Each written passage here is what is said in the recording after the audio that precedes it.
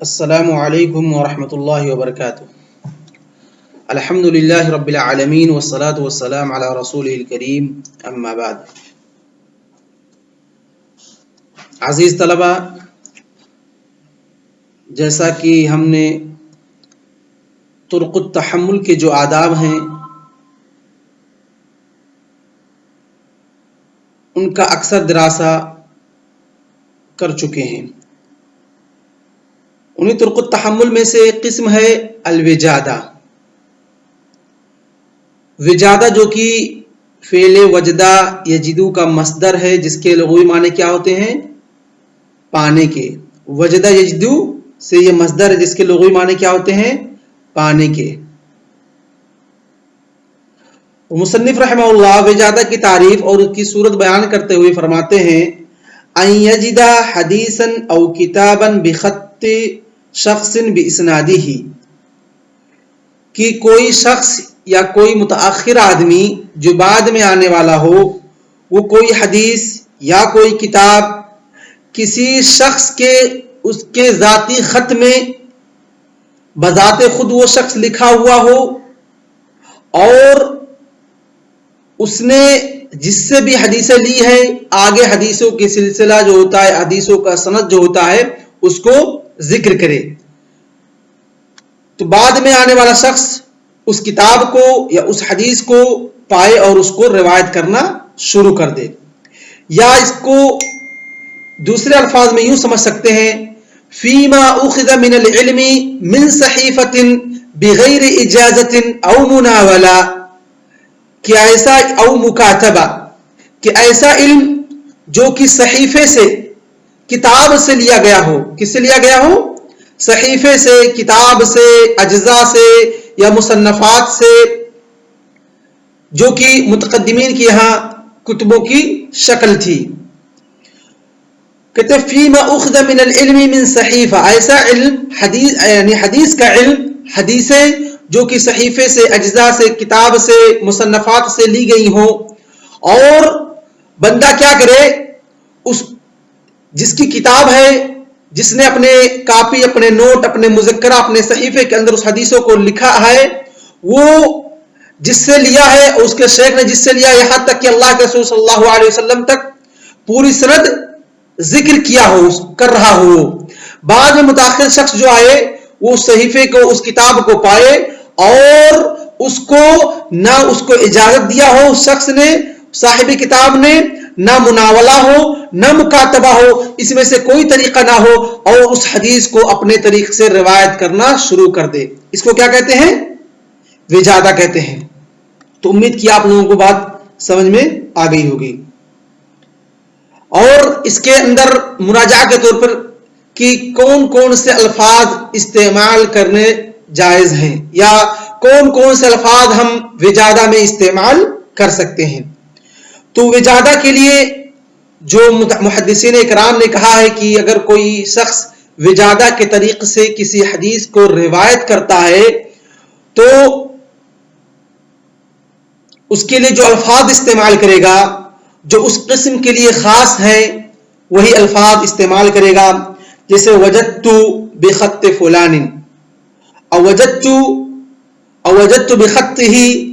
او وجدت بخط باسناد، وجدت کتابہ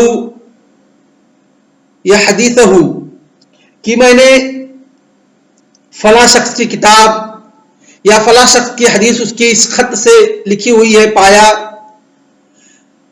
اس طریقے کے الفاظ وہ استعمال کر سکتا ہے۔ لیکن جو بعض لوگوں نے، جو متساہلین علماء ہیں، جن لوگوں نے حدثنا اور اخبرنا جیسے عظیم الفاظ، بھاری بھرکم الفاظ، جو کہ صرف اور صرف سماع علی الشیخ، سماع من لفظ الشیخ وقراء علی الشیخ کے لیے استعمال ہوتے ہیں، ان کو بھی استعمال کرنے کی اجازت دے دی ہے، جو کہ شرعاً جائز نہیں ہے، جو کہ جائز بالکل جائز نہیں ہے، کیونکہ یہ حدثنا خاص ہے سماع من لفظ شیخ کے لیے، کہ آپ کا شیخ آپ کو پڑھا رہا ہے آپ کو حدیثوں کے علم دے رہا ہے، آپ اپنے شیخ کے لفظ سے، اس کے المنہ سے بذات خود سنے ہیں، فيجوز لك ذاك الوقت أن تستخدم هذه الألفاظ حدثنا أو حدثني أو سمعت، ولكن في غير ذلك لا يجوز لك مطلقا أن تستخدم هذه الألفاظ حدثنا أو حدثني أو سمعت، ولكن يجوز لك مقيدا إذا قيدت هذه الألفاظ أو تقول حدثنا وجادة، حدثنا وجادة، فهناك أنت ما تخفي أي شيء ولا قصدك الالباس ولا الاختلاط، یہاں پر نہ تو آپ کا قصد اختلاط ہے، نہ کسی کے اوپر باتوں کو مبہم رکھنا ہے، بلکہ آپ واضح کر رہے ہیں حدثنا وجادۃ، یعنی میں نے وجادہ کے طریقے سے لیا ہے، یا آپ کہیں اخبرنا قراءۃ کہ ہم نے اس کو اخبرنا وجادۃ کہ ہم نے اس کو وجادے کے طریقے سے لیا ہے، تو یہاں پر آپ حدثنا اور اخبرنا کو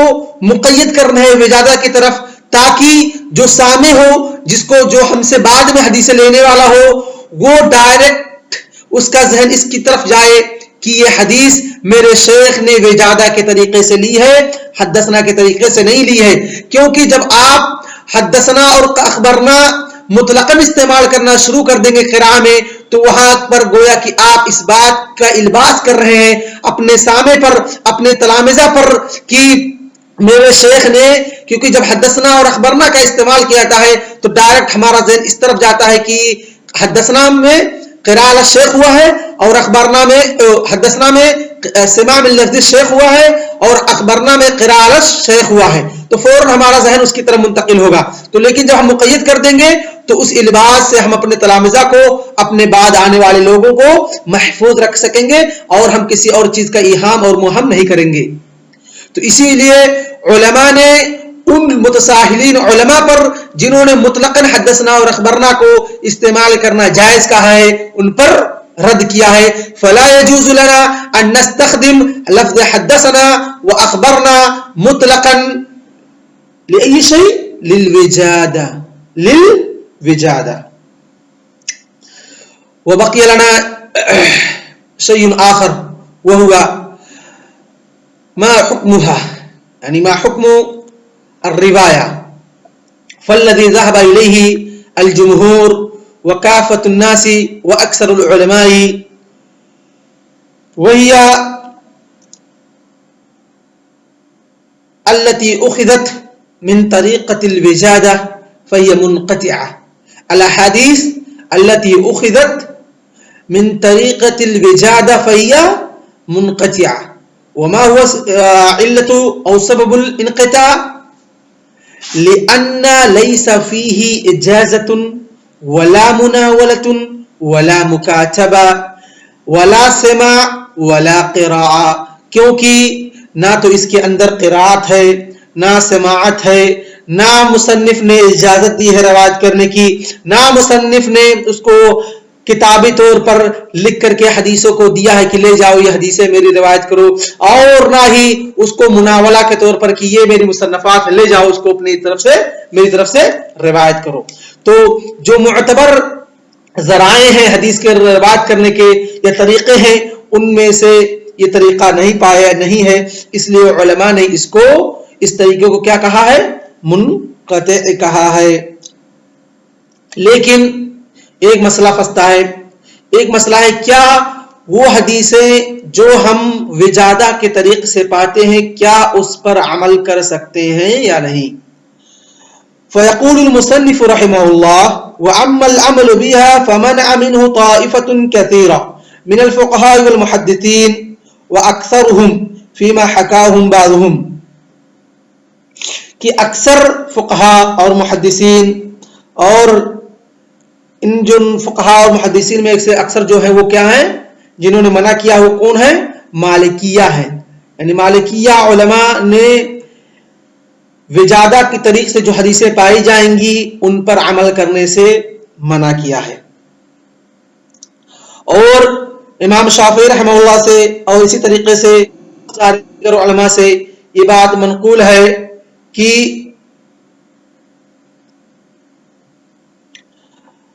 जवाजुल अमलु बिहा, उस पर अमल करना जायज है, हम उन हदीसों पर अमल कर सकते हैं। और इब्न सलाह रहमहुल्लाह कहते हैं वक़त अबादुल मुहक्किकीन मिन अस्हाबी फिल उसूल बिवुजूबिल अमल बिहा इंद हुसूल अस-सिक़्क़ति बिहा, जब हमें ये बात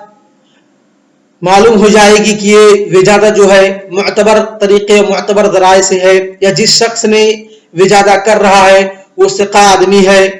वो मुअतबर आदमी है, उस पर भरोसा करने के लायक है कि वो झूठ नहीं बोल सकता है कि मैंने फलां शख्स यानी अबू यानी फलां इमाम की हदीसें या फलां मुहद्दिस की हदीसें या फलां शेख की अज्जा और फलां शेख का सहीफा, फलां शेख का मुज़क्करा, फलां शेख का नोटबुक मैंने पाया, उसके अंदर ये हदीसें मौजूद थी और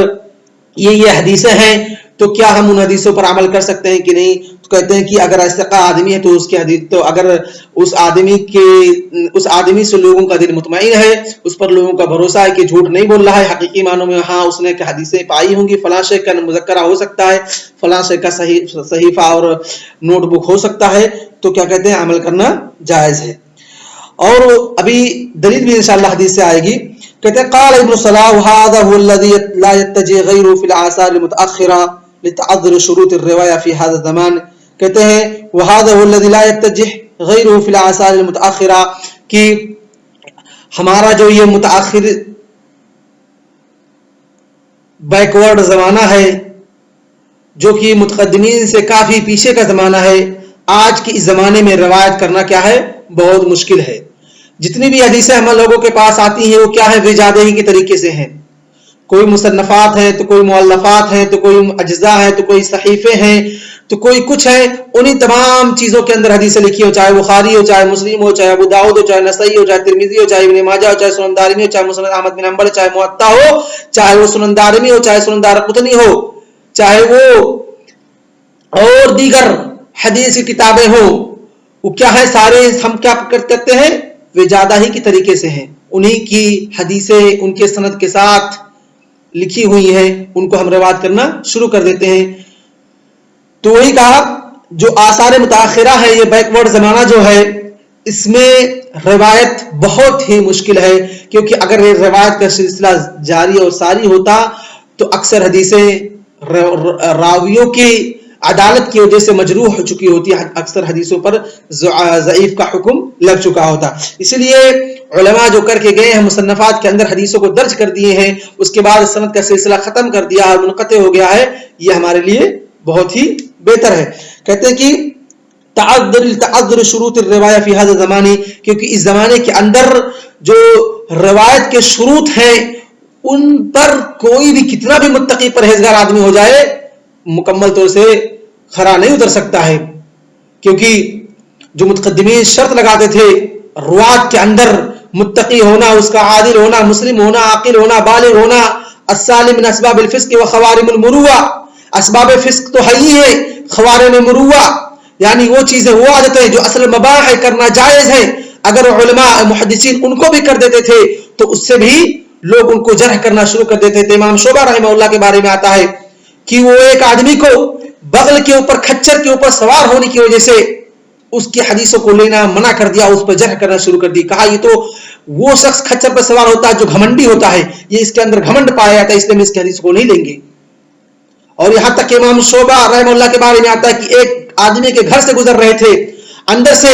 किसी तरह के दुफ और तमाम चीजों के बजने की आवाज आ रही थी, मौसीकी की तरह आवाज आ रही थी। कहा उसके घर के अंदर इस तरीके की आवाजें आ रही हैं, हम उसकी हदीसें नहीं लेंगे, जर करना शुरू कर दिया। तो इससे कोई बच सकता है आज के जमाने में? लितअज़्ज़ुर शुरूत ar-रिवायत फ़ी हाज़ा ज़मानी, इस जमाने के अंदर जो रवायत के शुरूत है उनका पाया जाना एकदम रेयर नादिर है, कभी कोई मुकम्मल तौर पर उस पर खरा और पूरा नहीं हो सकता है। इसलिए जो हमारे पास आज एक तरीका बचा है वो बेजादा ही बचा है। कहते हैं फलम यबक़ इल्ला मुजर्रदा विजादात, बस सिर्फ और सिर्फ विजादात ही बची हैं, उसी पर हमको इक्तफा करना है, उसी पे हमें रवायत करना है।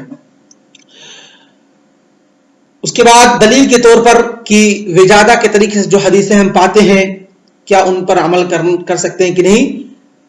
اس کو پڑھے. دلیل اب اس کا ذکر کر رہے ہیں کہ عمل کر سکتے ہیں. بخاری کی ایک حدیث ذکر کر رہے ہیں، وہ کہتے ہیں کہ ورد فی حدیث عن نبی صلی اللہ علیہ وسلم انه قال ای الخلق اعجب الیکم ایمانا قالوا الملائکہ، کہ اللہ کے رسول صلی اللہ علیہ وسلم نے پوچھا کہ تمہارے نزدیک سب سے بہترین، سب سے پسندیدہ مخلوق ایمان کے اعتبار سے کون ہے؟ تو لوگوں نے کہا فرشتے. قال وکیف لا یؤمنون وهم عند ربهم، کیسے وہ ایمان نہیں لائیں گے جبکہ وہ اپنے رب کے پاس ہے، سب کچھ دیکھ رہے ہیں. آدمی جب اپنی عینی مشاہدہ کر لیتا ہے تو کیسے وہ ایمان نہیں لائے گا؟ کوئی چیز آدمی جب اپنی آنکھوں سے، اپنی نظروں سے اس کو دیکھ لیتا ہے، کیا اس پہ یقین کرے گا کہ نہیں کرے گا؟ کرے گا. 100% وہ اس پر عمل کرے گا. تو وہی کہا اللہ کے رسول صلی اللہ علیہ وسلم وہ تو رب کے پاس ہے، کیسے نہیں لائیں گے. وذکر الانبیاء، پھر انبیاء کا ذکر کیا گیا. کہا وکیف لا یؤمنون والوحی ینزل علیہم، پھر جب وہ لوگوں نے انبیاء کا کہا تو کہا کہ کیسے وہ ایمان نہیں لائیں گے، ان کے پاس تو اللہ رب العالمین کا وحی نازل ہوتا، اللہ رب العالمین کا کلام نازل ہوتا، اللہ رب العالمین سے سرگوشی کرتا، اللہ رب العالمین سے کلام کرتا ہے، کیسے وہ ایمان نہیں لائیں گے جبکہ اللہ رب العالمین نے اصطفاہم واختارہم واجتباہم، اللہ رب العالمین نے ان کو اپنے بندوں میں سے چن لیا ہے، ان کو مصطفیٰ کر لیا ہے، کیسے وہ نہیں ایمان لائیں گے اللہ رب العالمین پر. قال، تو ان لوگوں نے کہا قالوا نحن، ہم لوگ ہیں. قال وکیف لا تؤمنون وانا بین اظہرکم، کیسے ایمان نہیں لاؤ گے، میں تمہارا اللہ رب العالمین کا نبی تمہارے سامنے تمہارے مابین موجود ہوں. اللہ رب العالمین کا کلام اور رسالت اور معجزات اور تمام چیزیں جو کہ میرے ہاتھوں سے میرے ذریعے صادر ہوئی ہیں، سب چیزوں کا تم نے مشاہدہ کیا، ان تمام چیزوں کے دیکھنے کے باوجود کیسے تم ایمان نہیں لاؤ گے. قالوا فمن یا رسول اللہ، تو ان لوگوں نے کہا اللہ کون ہو سکتے ہیں وہ لوگ. قال قوم یاتون من بعدکم، کہ وہ لوگ من بعدکم جو تمہارے بعد آئیں گے، یجدون صحفا یؤمنون بما فیہا، وہ صحف کو، کتابوں کو یعنی قرآن مجید کو پائیں گے اور میرے احادیث کو مکتوبہ پائیں گے ان حدیثوں کے اندر، اور اس پر عمل کرنا شروع کر دیں گے، اس پر ایمان لے آئیں گے. فان المصنف رحمہ اللہ ذکر هذا الحدیث واستدل بهذا القطع یجدون صحفا، کہ وہ لوگ صحف پائیں گے، اس کے اندر حدیثیں درج ہوں گی. یؤمنون بما فیہا، یعنی قرآن اور حدیثیں پائیں گے، کہ کتابیں پائیں گے، اس کے اندر قرآن اللہ رب العالمین کا کلام موجود ہوگا، اور صحف پائیں گے، اجزاء پائیں گے، اس کے اندر میری حدیثیں موجود ہوں گی. لوگ اس پر عمل کرنا شروع کر دیں گے. کہتے وقت ذکر الحدیث باسناد ولفظه في شرح البخاری وللہ الحمد فیؤخذ منه مدح من عمل بالکتب المتقدمہ بمجرد الوجادۃ لهم. کہتے ہیں کہ فیؤخذ منه مدح من عمل بالکتب المتقدمہ، تو اس سے مدح اور ستائش ثابت ہوتی ہے ان لوگوں کے لیے جنہوں نے وجادہ کے طریق سے جو حدیثیں پائی اس پر عمل کیا. تو امید کہ آپ لوگوں کو بحث طریق وجادہ کی بحث اچھے سے، اور اس کا ایک ہے سب سے پہلے لغوی تعریف، پھر اصطلاحی تعریف، پھر اس کے بعد صیغ اور الفاظ جو اس کے اندر استعمال کیے جائیں گے، اس کے بعد چوتھی چیز حکم الروایہ، اس کے بعد حکم العمل. یہ 5 چیزیں جس کا ہم نے مختصر طور سے جو ہم سے ہو سکا اس کو آپ لوگوں کے سامنے وضاحت کرنے کی کوشش کی، اور آج کا درس ہم اسی پر اکتفا کرتے ہیں. وصلی اللہ علی نبینا محمد وعلی آلہ وصحبہ اجمعین، والسلام علیکم ورحمۃ اللہ وبرکاتہ.